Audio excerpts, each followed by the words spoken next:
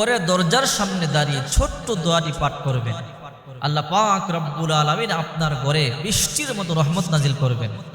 ঘরে বারাকাতের কোনো অভাব পড়বে না। অনেকের ঘরে বরকত নাই, এত টাকা ইনকাম করে কিন্তু কোনো বরকত নাই। যখনই ঘরে প্রবেশ করবেন এই ছোট্ট দোয়াটি পাঠ করে ঘরে ঢুকবেন, ইনশাআল্লাহ আল্লাহ পাক রব্বুল আলামিন প্রচুর পরিমাণে বরকত আপনার ঘরে ঢেলে দিবে। হযরত জাবের রাদিয়াল্লাহু তাআলা আনহু বলেন, বিশ্বনবী মুহাম্মদ সাল্লাল্লাহু আলাইহি ওয়াসাল্লাম বলেছেন, যখন তোমরা ঘরে প্রবেশ করবে আল্লাহর নাম নিবে, অর্থাৎ বিসমিল্লাহ বলে ঘরে ঢুকবে, ঘরে প্রবেশ করবে।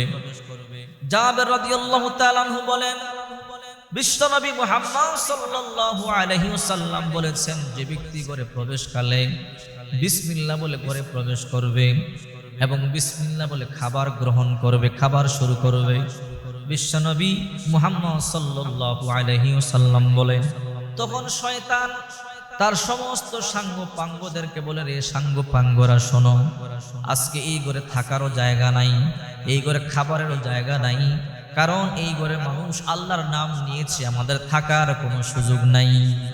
পক্ষান্তরে জাবের রাদিয়াল্লাহু তাআলা আনহু বলেন, যখন কোন মানুষ ঘরে প্রবেশকালে আল্লাহর নাম নেয় না, বিসমিল্লাহ বলে না, খাবার গ্রহণের সময় বিসমিল্লাহ বলে না, শয়তান তার সাঙ্গপাঙ্গদেরকে বলে, রে শয়তানেরা শোনো, এই ঘরে আজকে আমাদের থাকার জায়গা, খাবারের জায়গা, এই ঘরে রাত্রি যাপন করব, আনন্দ করব, ফুর্তি করব, এই জন্য ওই ঘরটা শয়তানের ঘর হয়ে যায়।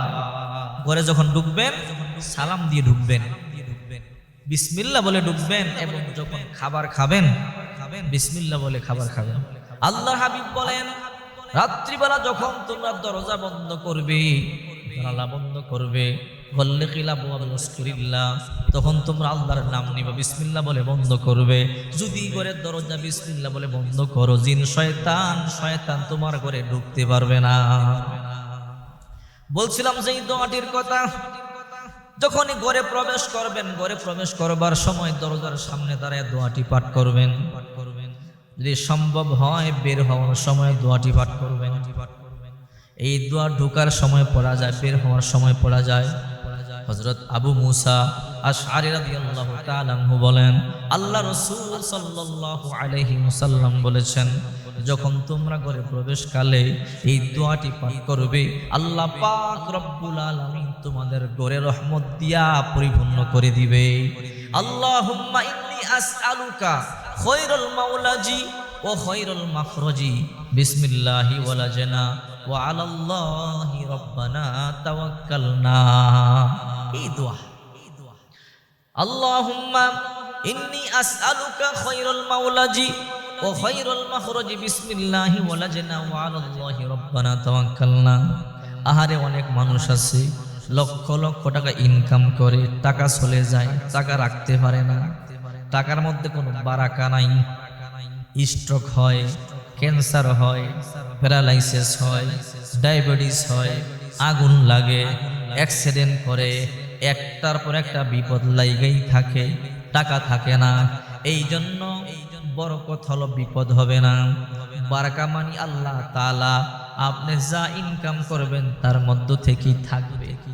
এই জন্য যখন ঘরে ঢুকবেন, আল্লাহুম্মা ইন্নী আসআলুকা খায়রুল মাওলাজি ওয়া খায়রুল মাখরাজি, বিসমিল্লাহি ওয়ালাজনা ওয়া আলাল্লাহি রাব্বানা তাওয়াক্কালনা। এক সাহাবী, বুড়া সাহাবী, বৃদ্ধ মানুষ আল্লাহর হাবিবের কাছে আসছে, ওগো আল্লাহর হাবিব, এমন একটা ছোট্ট দোয়া আমাকে শেখান, যে দোয়ার মাধ্যমে আমার ঘরে বরকত হবে। আমি হাড় ভাঙা পরিশ্রম করি, কোনো বরকত নাই। আল্লাহর হাবিব বলে, তোমার বড় আমল দিয়া কোনো লাভ নাই, করতে পারবা না, ছোট্ট একটা আমল দিয়ে বলে দেন। রে সাহাবী, তুমি যখন ঘরে ঢুকবা সূরা ইখলাস পাঠ করবা, কুল হুয়াল্লাহু আহাদ আল্লাহুস সামাদ লাম ইয়ালিদ ওয়া লাম ইউলাদ ওয়া লাম ইয়াকুল লাহু কুফুয়ান আহাদ। এই দোয়া পাঠ করে ঘরে ঢুকবা, আল্লাহ তোমার ঘরে বরকত দিয়ে পরিপূর্ণ করে দিবে। সূরা ইখলাসের সাথে আল্লাহ গভীর সম্পর্ক। সাহাবীর আয়েশা নবীর কাছে বিচার দিছে, নবী কি ইমাম দিলেন কুবা পল্লীতে, কুবা মসজিদে, ও প্রত্যেক রাকাতে সূরা ইখলাস পাঠ করে। ইমাম সাহেব প্রতি রাকাতে সূরা ইখলাস পড়ে। আল্লাহর হাবিব বলল তাকে আমার কাছে আসতে বলো। ওই সাহাবী বিশ্বনবী মুহাম্মদ সাল্লাল্লাহু আলাইহি সাল্লামের কাছে আসলেন। যে সাহাবী তুমি নাকি প্রতি রাকাতে সূরা ইখলাস পড়ো? বলে হ্যাঁ। কেন পড়ো? বলে নবীজি এই সূরার মধ্যে আমার আল্লাহর গভীর সম্পর্ক আছে, এই সূরার মধ্যে আমার আল্লাহর প্রেম আছে, ভালোবাসা আছে। এই সূরা না পড়লে আমার কলিজা ঠান্ডা হয় না, এই জন্য প্রতি রাকাতে সূরা ইখলাস পড়ি।